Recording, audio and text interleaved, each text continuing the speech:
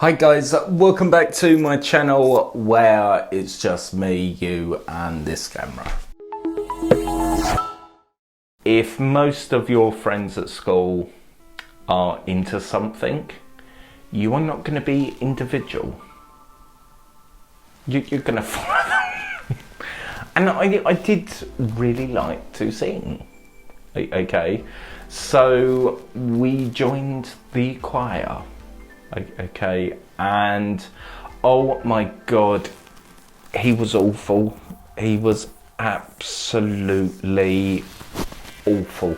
I don't know, going into it, I don't know whether I thought they're going to appreciate me because I've got a drive, a real love for music, enthusiasm, you know, all that, or I don't know. I don't know, but what I got, I wasn't expecting.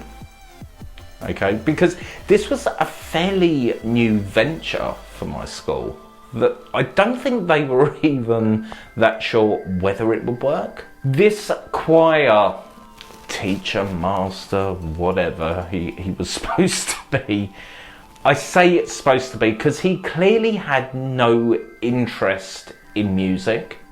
So I don't get why he was there, you know. I would sooner have had our music teacher. Our music teacher was, she was amazing.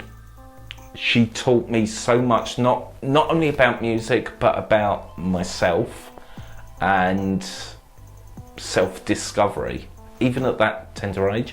But anyway, getting back to... Mr. Yeah, he had no interest in, you know, the project.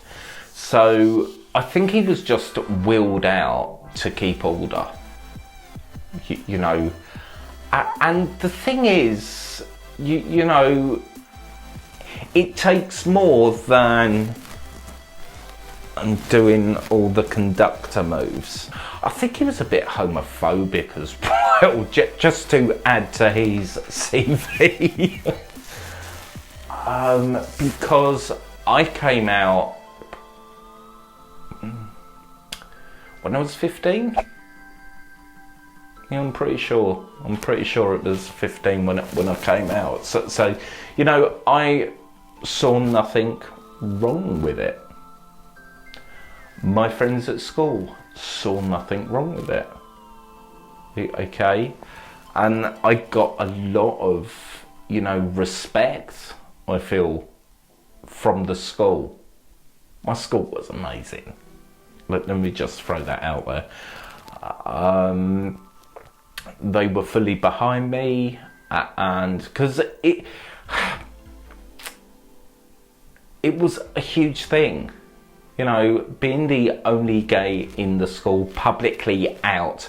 I later found out I was not the only one, but I was the only one that was publicly out. Okay, I didn't see anything wrong. I reckon he was a tad homophobic. Okay. And I kind of went up to him and said, look, I'm not like the lads. You don't have to tell me. Classy. Literally, he said that. Look, would it be all right, because I've got a kind of girl's voice anyway, okay, a female voice. Can I sit with the girls? He looked straight at me. Don't know what you're used to, but the boys sit with boys in this school. Ooh, this isn't gonna go very well. I was done playing with this dude. I'm pretty sure he got so much joy out of the fact that I have power, you have none. And it begs the question, why did you go into teaching? If you don't like kids, you don't like education and the fountain of knowledge, passing Why? So I attended 4 or 5 because I didn't really want to give up, because I kind of felt that I had found something at least that I was quite good at. You know, I was never a sporty kid, and music really was the only thing that I could seriously not wait to get to, that class, and he was ruining it for me, because I was trying to be something that physically I couldn't be. And by week 5, I had seriously had enough. I found myself going into myself, and music wasn't pouring out of me anymore. I did not want to be there, and that was because of him. I'm not saying for one second that if I was transferred over to the girls section, in his way, he made me feel inadequate, and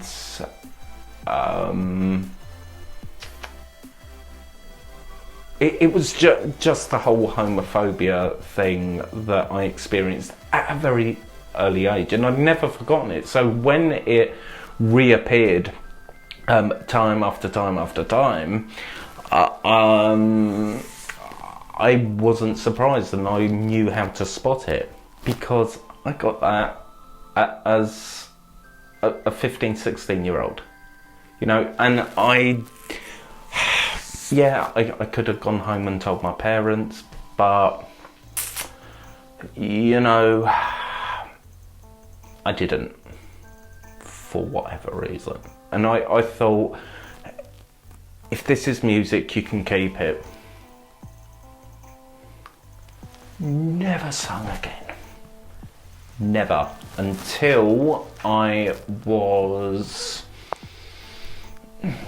When did I first start going to my first vocal coach?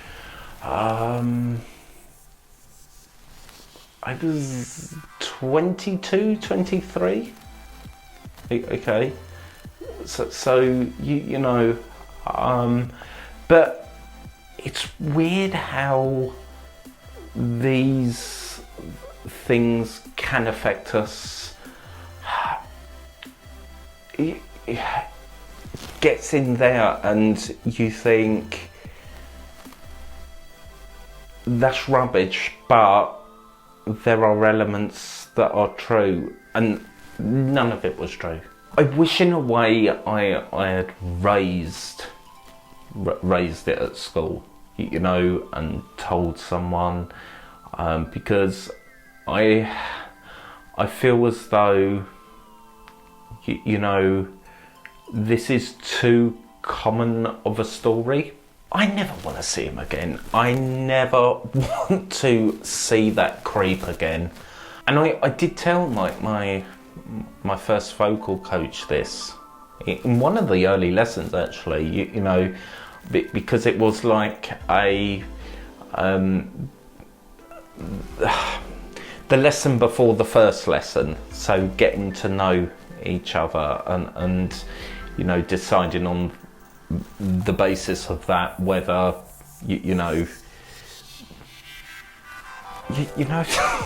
hope you do, and I told her, and she was appalled, absolutely appalled, and she did say, the only way to combat something like that is to succeed, and I'm taking you on. But during that period of, let's just say 16 to 22, okay, and never singing, I mean, I played piano more in those years than actually, because it kind of scarred me mentally, because stuff like that does follow you around, and you know that it's rubbish, you know it's just a bigot, you know, but that's the thing with negativity and the hatred. You start kind of keep playing the conversation over year by year by year, and you think, was he right? And of course that's nonsense. That's nonsense. Bigot. I mean, my first vocal coach, going back to my first vocal coach, she was amazing. She really was. And I remember this one time where, I mean, what age would I have been? 23, 24. She said to me, never forget this for as long as I live, never. You're going to be an opera singer. Yeah, right. I see myself more as a kind of R&B singer with kind of that kind of thing. She said, guarantee it. I didn't want to do opera. Partly because I have dyslexia, you know. I barely get by on English. So introducing me to French, Spanish, Italian, German, that's not going to happen. I'm just saying. I guess what I'm saying is, just because something, you know, horrendous, quite scarring, happens, don't let that deter you. Please, if you think this is what I feel, okay? If you, and it might be a little buzz, it might be a medium buzz, but if you get that buzz, that feeling, that energy that says to you, you're meant to sing. And it really disappoints me, if I'm honest, when I come across, you know, people that have, and it takes a lot of courage to post, you know, a video of you singing, you know, your very first, here I am, this is my offering, you know. And people absolutely destroy that person in the comment section.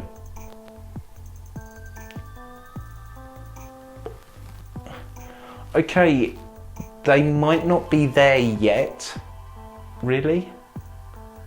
You really felt the need to destroy a human, that just because they had enough courage and wanted to share something, you feel the need to dehumanize them. Classy. And I'm sorry, I can't I can't say it any more clearly than that. It takes a hell of a lot of courage to you know, post something as personal as singing. So I mean, I've had videos sent me, you know, I'm not the greatest singer, but the way I view my voice now, I'm not the greatest singer. You know, I freely admit, you know, I'm quite lazy as a singer, really. You know, because this pandemic's thrown me. I'm not gonna lie, you know, it's thrown me, and I was really getting into my opera technique, because I love the opera technique, actually, and it serves me very well in my crossover with rock, okay? And I really want to explore the metal as well now. So, but yeah.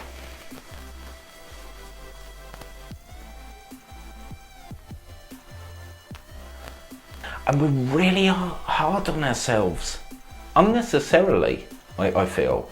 No one is as hard and judgmental than the actual singer. I mean, I've not got the greatest voice.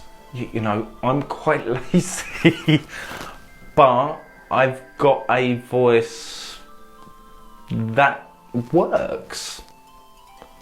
And that's taken years and years and years of persistence. Thinking, if I give up now, tomorrow I could have it, I could tap into my tone. Or I could and that's what kept me, and also the belief that one day I would break through. I really wanted to get more onto, my experiences as a countertenor, but we've run out of time, as per usual. If I've got time at the end of the month, I may, or beginning of next month, I may just, do a quick kind of video for you guys. But I feel as though this video, the important bit. Okay guys, be kind to each other, and I will see you next time.